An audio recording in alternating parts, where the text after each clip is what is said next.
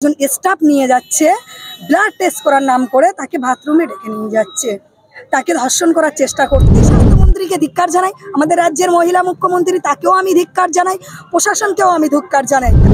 আজ আরজিকরের ঘটনায় নির্যাতিতার বাবা মা কারোর কিছু হয়নি, নির্যাতিতার বাবা মা আজও মানে বিচারের দিকে কি রায় আসে, কখন বিচার পাবে সেই আশায় তারা আজও মানে বুক বেঁধে আছে, আশায় তারা আশাবাদী।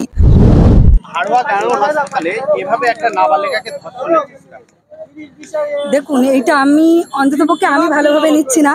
যদি বলো এই কারণে আমাদের সর্বোপরি আমি একটা কথা বলি যে আমাদের রাজ্যে একজন মাননীয় মুখ্যমন্ত্রী, সেই জায়গায় দাঁড়িয়ে উনি একজন নারী, সেই জায়গায় আমরা আমাদের রাজ্যে একজন মহিলা মুখ্যমন্ত্রী পেয়েও আমরা মানে কোনো উপকৃত হতে পারছি না। এই কারণে পারছি না, আজকে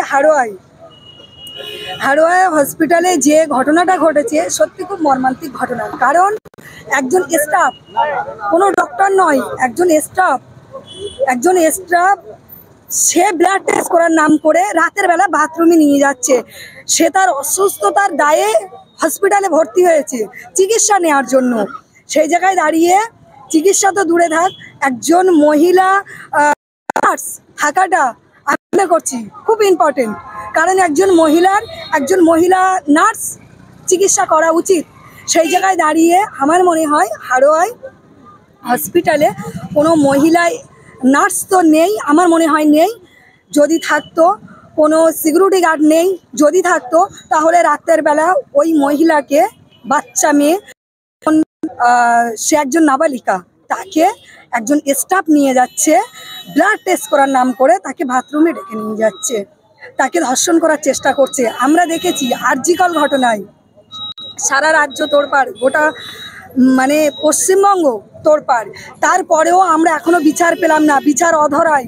তারপরে আমরা দেখলাম কুলতলির ঘটনা দেখেছি যে রাঘব বোয়ালকে আড়াল করে ছোট্ট একটা বোয়ালকে বলি দিল। কারণ আরজিকর ঘটনা ঢাকতে গিয়ে আমি মনে করছি কুলতলির ঘটনাটা ছোটোখাটো বিষয়টাকে ফাঁসির মঞ্চে ফাঁসি দিয়ে রাজ্য সরকার দেখিয়ে দিল যে দেখুন আমরা যথাযথ ব্যবস্থা নিয়েছি, কিন্তু সাধারণ জনগণকে ভুল বোঝানো হচ্ছে। আমি মনে করছি যে আরজিকর ঘটনায় আজও কেন বিচার পেল না নির্যাতিতার বাবা মা? কারণ আজকে নির্যাতিতার বাবা মা কেন বিচার পাচ্ছে না? আজ কেন জনগণ রাস্তায় নেমেছে? এখনো আমরা রাস্তায় নেমে রয়েছি এবং আগামীতে থাকবো যতদিন আমাদের এই আরজিকর ঘটনায় বিচার না পাই। আমি মনে করছি যে এই ছোট্টখাটো বিষয় দিয়ে আমাদের আরজিকর ঘটনাটাকে একদম ধামাচাপা দিয়ে দিয়েছে। আমি মনে করছি যে এই স্বৈরাচারী সরকার আর কতদিন, আমি মনে করছি যে এই স্বৈরাচারী সরকার মানে নিপাত যাক। কারণ জনগণ 26-এ আমি সমস্ত এই মিডিয়ার মাধ্যমে সমস্ত মা বোনেদের, বাবাদেরকে সবাইকে বলবো যে আপনারা এক হয়ে 26-এ এর যোগ্য জবাব দিন। আজ আরজিকরের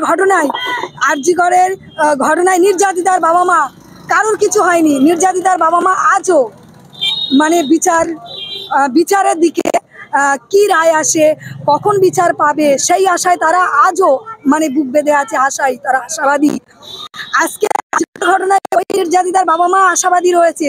কাল ওনার ঘরে হয়েছে, পরশু আমার ঘরে হবে, আর একদিন আপনার ঘরে হবে। তাই এইটা হওয়ার আগে আমি মনে করছি যে খুব তাড়াতাড়ি আমরা ভোটের মাধ্যমে যোগ্য জবাব এই সরকারকে দেওয়া উচিত।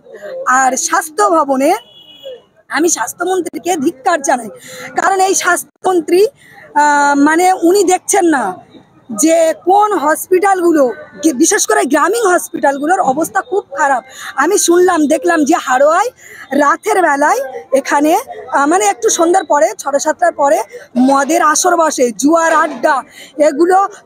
আড্ডার জন্য কি ওই গ্রামীণ হসপিটালগুলো জুয়ার আড্ডা করার জন্য কি ওই হসপিটালগুলো কি রাখা হয়? আমাদের খুব একটা দূরত্ব নয় এই হাড়োয়া হসপিটাল এবং হাড়োয়া থানা, খুব একটা ডিফারেন্স নয়। সেই জায়গায় দাঁড়িয়ে প্রশাসন কি করছে? প্রশাসন এতটাই দলদাস হয়ে গেছে যে এরা চটি চাটতে চাটতে এত নিচয় নেমে গেছে। আজকে দিনে দাঁড়িয়ে প্রশাসন এত নীরবতা কেন? কারণ একজন নাবালিকা, সেটা হতে পারে আমার ঘরের মেয়ে, প্রশাসনের ঘরের মেয়ে নাও হতে পারে, কিন্তু জনগণের ট্যাক্সের টাকায়, আমরা ট্যাক্সের টাকা দিয়ে জনগণ কিসের জন্য রেখেছে? যারাই আইন রক্ষককারী তারা কি করছে? তারা কি ওখানে জুয়ার আসরে মদত দিচ্ছে? যেখানে জুয়ার আসর বসুক, কোনো মহিলা সন্ধ্যে 7টার পরে বাইরে থাকতে পারছে না, ওই হসপিটাল চত্বরে থাকতে পারছে না। হয়তো আমার বাড়ির একটা পেশেন্ট গেছে, ধরে নাও আমার মেয়ে, আমি মা, আমি তো বাচ্চাটাকে চলে যেতে পারি না, আমার কর্তব্য আমি সেই জায়গায় মানে হসপিটাল চত্বরে থাকতেই পারি। সেই জায়গায় যদি মদের আসর বসে, সেই জায়গায় যদি জুয়ার আসর বসে, গাঁজার ঠ্যাক বসে, সেই জায়গাটায় আমি একজন মহিলা আমি কি করে থাকতে পারি?